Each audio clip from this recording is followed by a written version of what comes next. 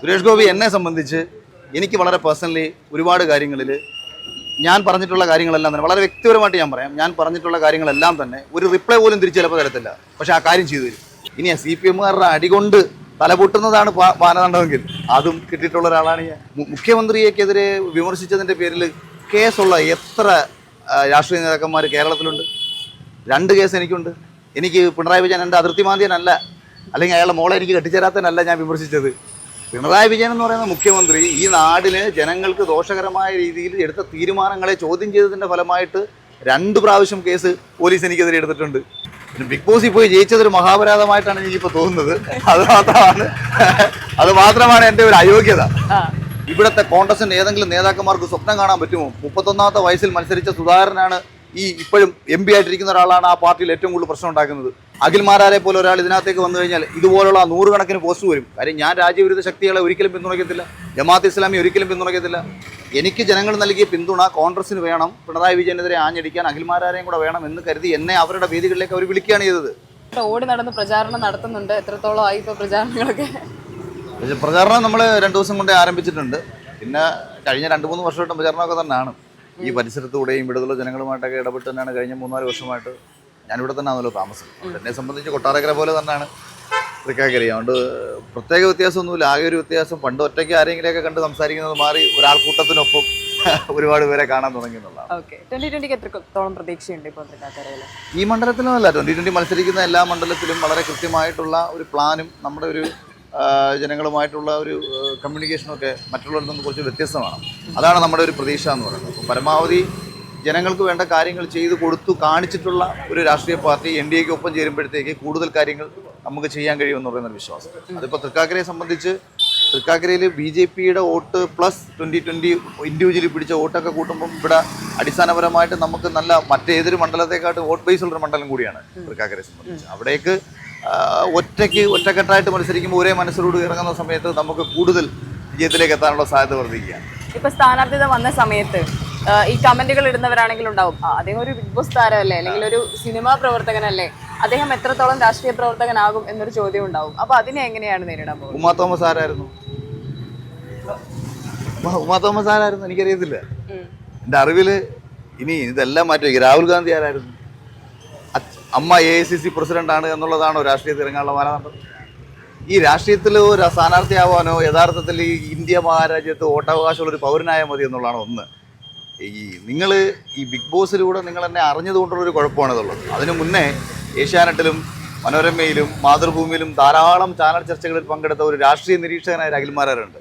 ഇനി അതിനും മുൻപേ ഒരു 1500 വോട്ട് ഒരു ബ്ലോക്ക് പഞ്ചായത്തിൽ ഒരാൾ ഒറ്റയ്ക്ക് മത്സരിച്ച് പിടിക്കണമെങ്കിൽ ജനങ്ങളുമായിട്ട് എന്തെങ്കിലും ബന്ധം ഒരു പ്രദേശത്ത് വേണം.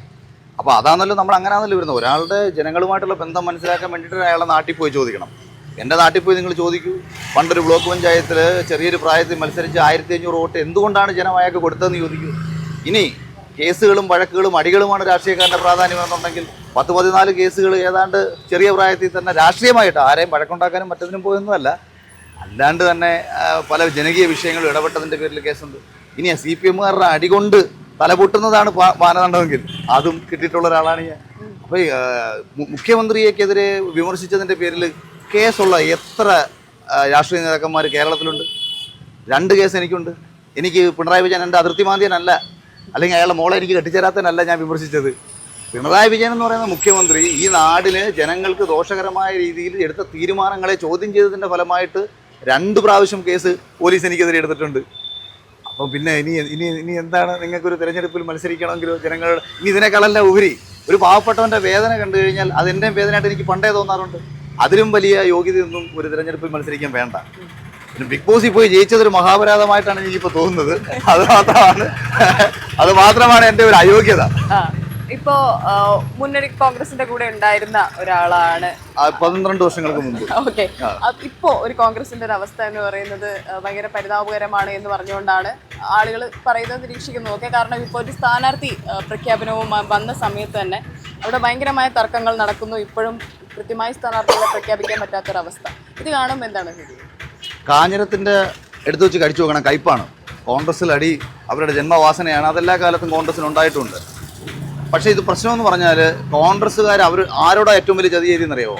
കഴിഞ്ഞ 10 വർഷമായിട്ട് പിണറായി വിജയൻ്റെ അടിയും കൊണ്ട് കേസിലും പെട്ട് ജീവിക്കാൻ ഒരു മാർഗവുമില്ലാതെ എന്ത് ചെയ്യണമെന്നറിയാതെ നടക്കുന്ന അവരുടെ പാർട്ടിയുടെ പ്രവർത്തകരോടാണ് അവരുടെ നേതാക്കന്മാർ ഈ ചതി ചെയ്യുന്നത്. യൂത്ത് കോൺഗ്രസിലും KSUവിലും ഒക്കെ കഴിഞ്ഞ 10 വർഷം കൊണ്ട് എത്രയോ കേസുകൾപ്പെട്ട ചെറുപ്പക്കാരുണ്ട്. അവരെയാണ് ഇവരില്ലാതാക്കുന്നത്. ബാക്കിയുള്ളവരുടെ കാര്യം രണ്ടാമത്തെയാണ്.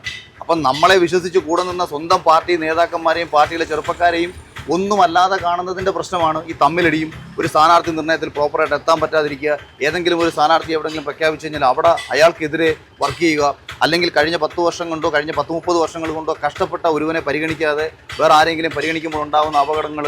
അപ്പോൾ ഇതെല്ലാം ആ പാർട്ടിക്കുള്ളിൽ തന്നെ പ്രശ്നങ്ങൾ സൃഷ്ടിച്ചുകൊണ്ടേയിരിക്കും. അപ്പോൾ അസ്ഥിരമായി കിടക്കുന്ന ഒരു പ്രസ്ഥാനത്തിൻ്റെ പിന്നാലെ പോയി കഴിഞ്ഞാൽ എങ്ങനെയാണ് ഒരു നാടിനെ സുസ്ഥിരമായി ഭരിക്കാൻ പറ്റുക?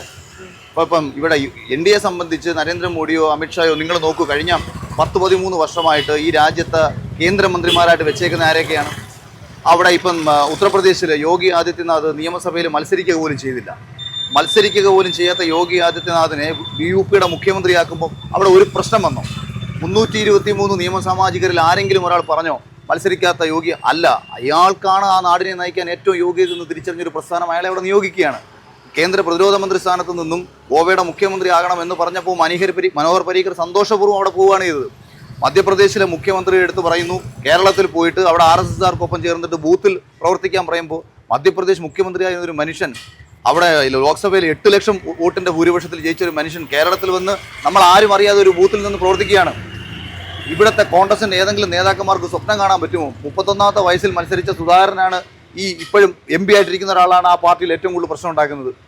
അങ്ങനെ ഓരോരുത്തരും ഓരോ പ്രദേശത്തും ഉണ്ടാക്കുന്ന പ്രശ്നങ്ങൾ, അതായത് തനിക്ക് മാത്രം മതി എന്ന ചിന്ത, ഇവർക്ക് വേറെ ആരെയും ഇവർക്ക് പരിഗണിക്കണ്ട. അപ്പോൾ അങ്ങനെ ഒരു രാഷ്ട്രീയ പ്രസ്ഥാനത്തിനെ അധികാരത്തിൽ എത്തിച്ചാൽ ആ രാഷ്ട്രീയ പ്രസ്ഥാനത്തിന് ഒരിക്കലും ജനത്തെ നോക്കാൻ പറ്റത്തില്ല. കാര്യം സ്വന്തം പാർട്ടിക്കാരനെ നോക്കിയിട്ടില്ല. ഇത്രയും വർഷം കഷ്ടപ്പെട്ട സ്വന്തം പാർട്ടിക്കാരെ നോക്കാത്തവരെങ്ങനെയാണ് വെളിയിൽ ഇപ്പം മറ്റുള്ളവരെ നോക്കില്ല. ഇതൊക്കെ ചിന്തിക്കാനുള്ളതാണ് തിരഞ്ഞെടുപ്പ് എന്ന് പറയുന്നത്. ഇവിടെ ഇപ്പം ഉമ്മച്ചേച്ചി ആദ്യം ജയിക്കുമ്പോൾ PT തോമസ് എന്ന് പറയുന്ന ഒരു നല്ല മനുഷ്യൻ, നല്ല രാഷ്ട്രീയ നേതാവ്, എനിക്കും വ്യക്തിപരമായിട്ട് വലിയ ആരാധനയോടും സ്നേഹം തോന്നിയിട്ടുള്ള നിലപാടുകളുള്ള ഒരു നേതാവ്. അദ്ദേഹത്തെയും കോൺഗ്രസ്സുകാർ പണിയാണ് ചെയ്തത്.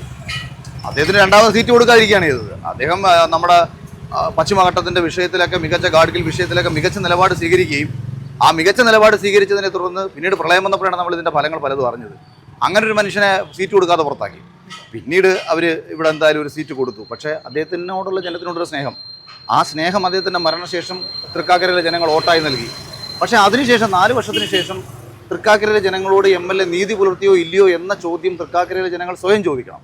അതിനുള്ള ഉത്തരം കൊടുക്കലാകണം തെരഞ്ഞെടുപ്പ് എന്ന് പറയുന്നത്. ഇപ്പോൾ 2020 താരങ്ങളെ നന്നായിട്ട് ഇറക്കുന്നുണ്ട് തെരഞ്ഞെടുപ്പിൽ.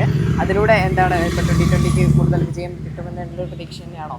അല്ല, ഒന്ന് ഇപ്പോൾ 2020യുടെ തീരുമാനങ്ങൾ നിങ്ങൾ എന്നോട് ചോദിക്കുന്നതിനേക്കാളും നല്ലത് സാബു ജേക്കബിനോട് ചോദിക്കുന്നതായിരിക്കും. ഇപ്പോൾ എനിക്ക് ഇവിടെ നൽകിയ ഉത്തരവാദിത്വം തൃക്കാക്കര മണ്ഡലത്തിൽ അഖിൽ മത്സരിക്കണം, തൃക്കാക്കര മണ്ഡലം NDAക്ക് വേണ്ടി മത്സരിച്ച് ജയിച്ചു തരണം എന്നുള്ളതാണ്. മറ്റ് മണ്ഡലങ്ങളിൽ ആരെ മത്സരിപ്പിക്കണം, അത് ഇനിയിപ്പം സിനിമാ താരങ്ങളായി പോയത് കൊണ്ടോ അല്ലെങ്കിൽ മറ്റെന്തെങ്കിലും ചെയ്തത് കൊണ്ടോ ഒന്നും ഒരു സ്ഥാനാർത്ഥിയുടെ അയോഗ്യതയല്ല. ഇപ്പോൾ ഉദാഹരണം എനിക്കറിയില്ല, ഇപ്പോൾ ഇവരാരെങ്കിലും ഇന്നലകളിൽ 2020യുമായി സഹകരിച്ചവരാണോ ഇല്ലെന്ന് ആർക്കറിയാം? നടൻ ശ്രീനിവാസൻ, സിദ്ദിഖ് സാറ്, ഇവരൊക്കെ ഒരു കാലത്ത് 2020യുമായി സഹകരിച്ചവരാണ്.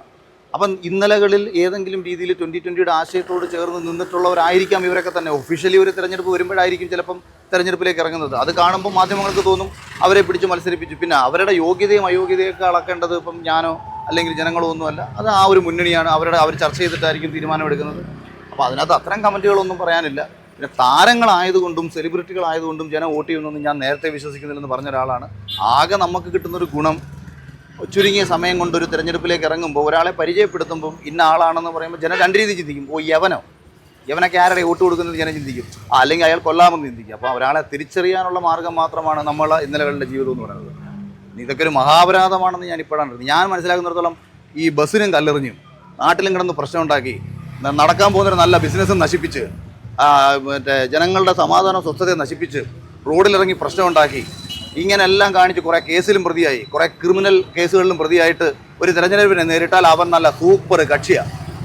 അവനാണ് ഈ നാട് ഭരിക്കേണ്ടത്. ഫ്രണ്ടിലിരുന്ന് പഠിച്ചൊരുത്തൻ ഡോക്ടറായ കുഴപ്പം, അവൻ ഒരു PSC പരീക്ഷ എഴുതി ഒരു സർക്കാർ ജോലിക്കാരനായ കുഴപ്പം. അപ്പോൾ എന്താ കുഴപ്പമെന്നറിയാവോ? ഏറ്റവും ബാക്ക് ബെഞ്ചിലിരുന്ന് കുട്ടിക്കാലം മുതലേ തെമ്മാടിത്തരങ്ങളും കാണിച്ച് ടീച്ചർമാരെയും ചീത്ത വിളിച്ച് സമരങ്ങളും ചെയ്ത് ആവശ്യമില്ലാത്ത പ്രശ്നങ്ങൾ നാട്ടിലുണ്ടാക്കി ഇങ്ങനെ ഒരാൾ രാഷ്ട്രീയത്തിൽ വരുമ്പോഴേ രാഷ്ട്രീയക്കാരൻ അംഗീകരിക്കും. കാര്യം അവൻ്റെ പേടി എന്താണെന്നറിയാവോ? ഫ്രണ്ട് ബെഞ്ചിൽ നിന്ന് പഠിക്കുന്നവന് ഡോക്ടറാവുന്നവന് കഴിവുണ്ട്. ഈ കഴിവുള്ളവൻ വന്നു കഴിഞ്ഞാൽ കഴിവില്ലാത്ത ഞാൻ തഴയപ്പെടും. പഠിച്ച് പരീക്ഷ എഴുതി PSC പരീക്ഷ എഴുതി പാസ്സാവുന്ന ഒരുത്തൻ കഴിവുണ്ട്. ഒരു കലാകാരന് കഴിവുണ്ട്, ചിന്തിക്കാനുള്ള ശേഷിയുണ്ട്, മാനുഷിക മൂല്യമുണ്ട്. ഇവൻ രാഷ്ട്രീയത്തിൽ വന്നു കഴിഞ്ഞാൽ ഞങ്ങളെ കണക്കുള്ള കള്ളന്മാർക്ക് നിൽക്കാൻ പറ്റത്തില്ല. അപ്പം ഞങ്ങൾക്ക് ചെയ്യാൻ പറ്റുന്ന ഒരേ ഒരു കാര്യം എന്താ? യവൻ വരല്ലേ എന്ന് പ്രാർത്ഥിക്കും. ശശി തരൂരിനെ എങ്ങനെ ഒതുക്കാമോ അങ്ങനെ ഒതുക്കി ഈ രാജ്യത്ത് ഇല്ലാതാക്കണം. അങ്ങേരുടെ കഴിവ് ഉപയോഗിച്ചുകൊണ്ട് ഈ നാടിന് പ്രയോജനപ്പെടുത്താനല്ല പാർട്ടി നോക്കുന്നത്. ഇപ്പോഴും ശശി തരൂർ വരാതെ പറഞ്ഞുകൊണ്ടിരിക്കുക. ശശി തരൂർ ഈ രാജ്യത്തെ one of the best personality ആയിരുന്നു.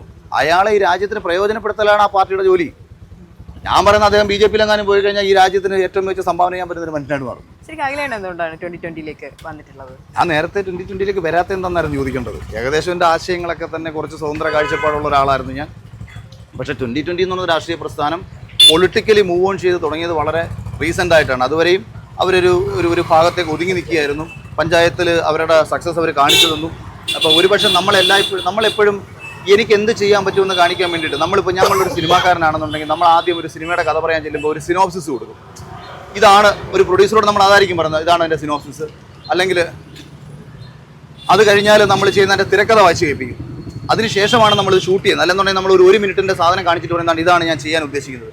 അതേ കണക്ക് 2020 കേരളത്തോട് പറയുന്നത് ഞങ്ങൾ ഇതാണ് ചെയ്യാൻ ഉദ്ദേശിക്കുന്നത്, നിങ്ങൾ കിഴക്കമ്പലത്തേക്ക് വരൂ. അല്ലെങ്കിൽ ഞങ്ങൾ ഇതാണ് ചെയ്തേക്കുന്നത്, മറ്റുള്ള ഞങ്ങളുടെ പഞ്ചായത്തുകൾ നിങ്ങൾ നോക്കൂ. നിങ്ങൾ ഭരിക്കുന്ന പഞ്ചായത്തുകൾ ഇത്രയും വർഷക്കാലമായിട്ട് ഏത് രീതിയിലാണ് അവിടുത്തെ ജനങ്ങൾ അനുഭവിച്ചുകൊണ്ടിരിക്കുന്ന ബുദ്ധിമുട്ടെങ്കിൽ കിഴക്കമ്പലത്തെ ജനത ഏത് രീതിയിലാണ് സന്തോഷത്തോടെ ജീവിക്കുന്നത്. അപ്പോൾ നമ്മളൊരു മിനിയേച്ചർ ഓൾറെഡി കാണിച്ചു കഴിഞ്ഞു. അതുകൊണ്ട് ആ മിനിയേച്ചർ തന്നെ നമുക്ക് എക്സിക്യൂട്ട് ചെയ്ത് പുറത്തേക്ക് കൊണ്ടുവരാൻ പറ്റും.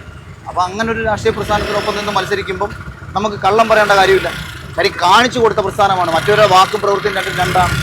ഈ കോൺഗ്രസ് നടത്തുന്ന ഒരു പ്രചാരണം, അഖിൽമാരായ 2020ലേക്ക് വന്നത് കൊട്ടാരക്കരയിൽ സീറ്റ് കോൺഗ്രസ് കൊടുക്കാത്തതുകൊണ്ടാണ് എന്ന് പറഞ്ഞൊരു പ്രചാരണം ഓൾറെഡി സോഷ്യൽ മീഡിയയിൽ ഇങ്ങനെ നടന്നുകൊണ്ടിരിക്കുന്നുണ്ട്. അതിനോട് എന്താണ് പറയുന്നത്?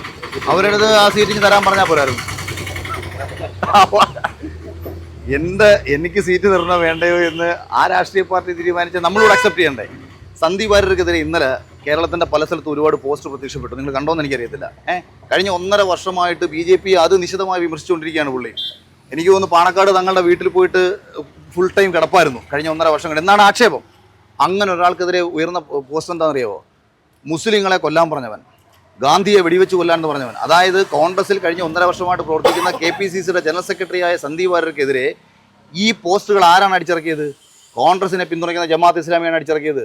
കോൺഗ്രസിനെ പിന്തുണയ്ക്കുന്ന പോപ്പുലർ ഫ്രണ്ടാണ് അടിച്ചിറക്കിയത്. കാരണം അവനെ സംബന്ധിച്ച് മുസ്ലിം സമൂഹത്തെ പിന്തുണയ്ക്കുക എന്നുള്ളതല്ല അവൻ്റെ ലക്ഷ്യം. രാജ്യത്തെ തീവ്രവാദത്തെ സപ്പോർട്ട് ചെയ്യണം, രാജ്യവിരുദ്ധ ശക്തികളെ സപ്പോർട്ട് ചെയ്യണം. ഈ രാജ്യവിരുദ്ധ ശക്തികളെ സപ്പോർട്ട് ചെയ്തെങ്കിൽ മാത്രമേ കോൺഗ്രസിൽ നിനക്ക് നിന്നാൽ മതി. നീ ഇന്നലകളിൽ പറഞ്ഞിട്ടുള്ളത് പോലും ഞങ്ങൾക്ക് അക്സെപ്റ്റ് ചെയ്യാൻ പറ്റത്തില്ല, നീ മാറ്റിയാലും ഞങ്ങൾ അക്സെപ്റ്റ് ചെയ്യത്തില്ല, നിന്നെയും ഞങ്ങൾ അക്സെപ്റ്റ് ചെയ്യത്തില്ല എന്ന് പറഞ്ഞ് തെളിയിച്ചു കൊടുത്തേക്കാണ് ഇന്നലെയും മെനഞ്ഞാന്നുമായിട്ട് കോൺഗ്രസിനെ പിന്തുണയ്ക്കുന്ന പലരും. അപ്പം അഖിൽമാരാരെ പോലെ ഒരാൾ ഇതിനകത്തേക്ക് വന്നു കഴിഞ്ഞാൽ ഇതുപോലുള്ള 100 കണക്കിന് പോസ്റ്റ് വരും. കാര്യം ഞാൻ രാജ്യവിരുദ്ധ ശക്തികളെ ഒരിക്കലും പിന്തുണയ്ക്കത്തില്ല, ജമാഅത്ത് ഇസ്ലാമി ഒരിക്കലും പിന്തുണയ്ക്കത്തില്ല. ഞാനിത് VD സതീശനോട് രമേശ് ചെന്നിത്തലയോട് ഓപ്പണായിട്ട് പറഞ്ഞതാണ്. ഞാൻ അവരുടെ അടുത്ത് സീറ്റ് ചോദിക്കാനോട് പോയതുമില്ല. അവരെ നമ്മളെ എന്തിനാണ് വിളിച്ചത്? പിണറായി വിജയനെ അതിശക്തമായി വിമർശിച്ച ഒരു സെലിബ്രിറ്റി അല്ലെങ്കിൽ ഒരു അറിയപ്പെടുന്ന ഒരു വ്യക്തിത്വം എന്ന നിലയിൽ നമ്മളെ ഇവർ ഉപയോഗിക്കുകയാണ് ചെയ്തത്. കാര്യം അത് അവർക്ക് വേണ്ടിയിട്ടാണ്, എനിക്ക് വേണ്ടിയിട്ടല്ല.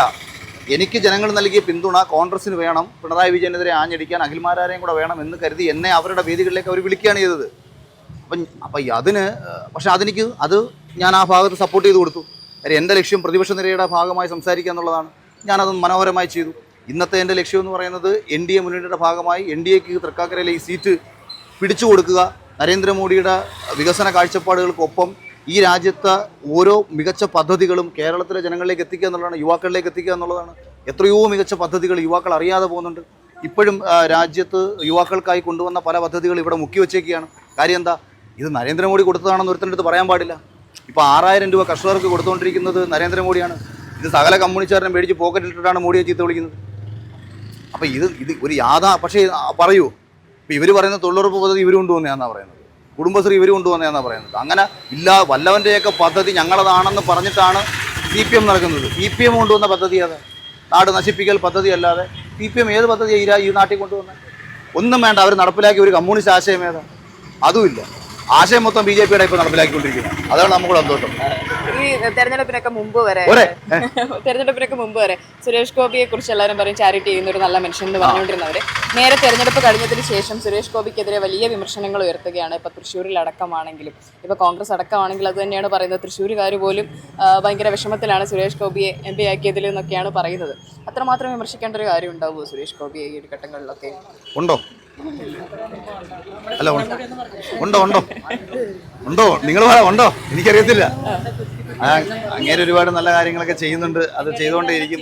സ്നേഹിക്കേണ്ടവർ സ്നേഹിക്കും, വിമർശിക്കേണ്ടവർ വിമർശിക്കും. നമ്മൾ മുന്നോട്ട് പോയിക്കൊണ്ടേയിരിക്കുക. നരേന്ദ്രമോദിക്ക് ഈ രാജ്യത്ത് 40% പേരുടെ പിന്തുണയുള്ളൂ, 60% പേര് അദ്ദേഹത്തെ എതിർക്കുന്നുണ്ട്. പിണറായി വിജയൻ ഈ നാട്ടിൽ 35% പേരുടെ പിന്തുണയുള്ളൂ, 65% ആളെ എതിർക്കുന്നുണ്ട്. പക്ഷേ സുരേഷ് ഗോപി എതിർക്കുന്നവർ എതിർത്തുകൊണ്ടേയിരിക്കും, അനുകൂലിക്കുന്നവർ ഇപ്പോഴും കുത്തി കൊടുക്കുന്ന ലേബൽ എന്ന് പറഞ്ഞാല് സുരേഷ് ഗോപി നടൻ മാത്രമാണ്, അയാൾ പ്രവർത്തകനായിട്ടുള്ള രാഷ്ട്രീയ പ്രവർത്തകനായിട്ടുള്ള എന്ന് തന്നെ പറഞ്ഞുകൊണ്ടിരിക്കുകയാണ്. അത് സുരേഷ് ഗോപി എന്നെ സംബന്ധിച്ച് എനിക്ക് വളരെ പേഴ്സണലി ഒരുപാട് കാര്യങ്ങളിൽ ഞാൻ പറഞ്ഞിട്ടുള്ള കാര്യങ്ങളെല്ലാം തന്നെ വളരെ വ്യക്തിപരമായിട്ട് ഞാൻ പറയാം. ഞാൻ പറഞ്ഞിട്ടുള്ള കാര്യങ്ങളെല്ലാം തന്നെ ഒരു റിപ്ലൈ പോലും തിരിച്ച് ചിലപ്പോൾ തരത്തില്ല, പക്ഷേ ആ കാര്യം ചെയ്തു തരും. ഒരുപാട് തവണ അത് അനുഭവം എനിക്കുണ്ട്. അതുകൊണ്ട് ആ മനുഷ്യനെ വേറൊരാൾ ആക്ഷേപിച്ചാലും അയാളെ വ്യക്തിപരമായിട്ട് അയാൾ എന്താണെന്ന് എനിക്കറിയാം. അയാൾ എന്തെങ്കിലുമൊക്കെ പറഞ്ഞ ചില വാക്കുകളോ വരികളോ അടർത്തിയെടുത്ത് വിമർശിക്കുന്നതല്ല. ഒരു മനുഷ്യൻ്റെ ഇൻറ്റൻഷൻ മനസ്സിലാക്കണം, ഒരു മനുഷ്യൻ്റെ മാനുഷിക മൂല്യം മനസ്സിലാക്കണം.